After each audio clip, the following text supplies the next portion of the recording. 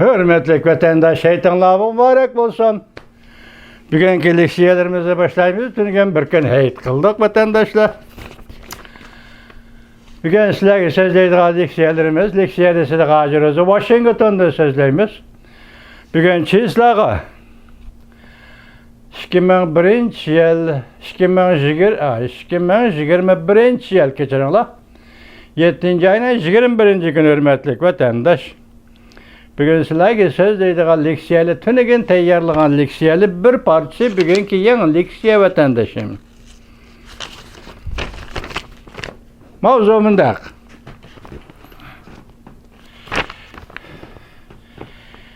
Yuan Gongyi. Biz bu doğruda sözleşken idik, sözleşken idik Yuan Gongyi. Hong Kong yani Şangang'la çok savdigar, Amerika, Şangang, Hong Kong oturusu savda kıladigan savdigar. Hem savdigar hem siyasetke aralashib siyosiy faoliyat qiladigan savdigar. Hozir bu kishinin tuvanlik o'zining shaxsiy ko'z qarashi, lekin aloqador taraflar ko'z qarashi emas, faqat mush kishining o'zining ko'z qarashi. Vatandosh, men bugun bu leksiyani sizlarga topshiraman.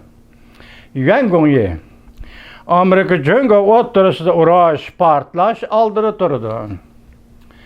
Her ikki taraf yoshirin urushga tayyorlik qilyotdi. Dedi mavzuli xabar, urushga yoshirin tayyorlik qilyotdi. Dedi mavzuli xabar 7 ayning 19 kuni Umid Sadosi tor betida e'lon qilindi xabar. Bundaq boshlandi. Hong Kong kishilik huquq faoliyatchisi va cho'ng savdogar Yuan Gongyi apandi tahlil qilib bundaq ko'rsatdi. Amerika Jungo o'rtasida urush, portlash holatiga yetib keldi. İki taraf öz aldığı yoshirin urushga tayyorlik qilyapti yoki urushga yoshirin tayyorlik qilyapti. Xabarlarga asoslanganda Yuan Gongyi ba'zi uchurlarni kuzatish orqali qiyos qilib, tahlil qilib, Amerika Jungo o'rtasida urush portlash mumkinchiligi zo'r. Tayvan, Hong Kong buning ichida dedi va mundaq oshkorladi. Amerika bir taraf kishilar mundaq ko'rsatdi. Amerika tashabbuskorlik bilan hujum qilishni chetga qoqmaydi. Diqqat vatandosh. Amerika bir taraf kishilar mundaq ko'rsatdi deydi Yuan Gongyi. Amerika tashabbuskorlik bilan hujum qilishni chetga qoqmaydi. Jungo tarafdan aytganda Xi Jinping urush orqali uning huquqini mustahkamlashni o'ylashyapti. Yuan Gongyi tuvandagidek bir necha uchurlarni xulosalab, bu uchurlar urushning mumkinligidan bishorat berdi dedi. Masalan, Jungo doiralari jungoliklarning chegaradan chiqishini chekladi. Bu tinchlikdan derak bermaydi albatta. Amerika Jungo o'zaro bosh elchi avatishini to'xtatib qo'ydi.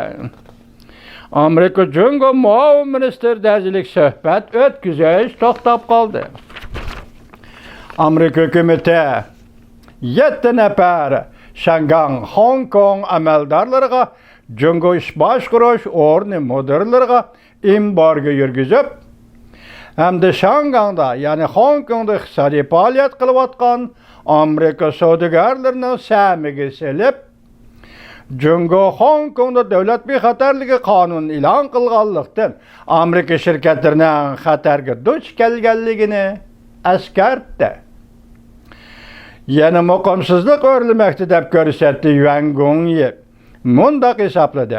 Ikki davlat o'rtasida yuz berayotgan voqealardan ikki tarafning ayrilib ketayotganligini ko'rib olg'ili bo'ladi. Cümleden ayrılıp ketish pul muomala sohasida, diplomatiya sohasida, hatto ikki davlat qurollari qatlamigacha ko'tarilyapti. Balki bularning hammasi urushdan burungi hodisalardir. U yana mundaq oshkorildi. Mutlaq ishonchlik bir kishi yaqinda menga tilpin berib mundaq dedi. Amerika Jungo o'rtasida ahvol borgan sari yomonlashidir. Hozirgi vaziyatdan betar yomonlashidir. Yuqoridagi tahlil qilib va faraz qilib Yuan Gongyi mundaq bildirdi.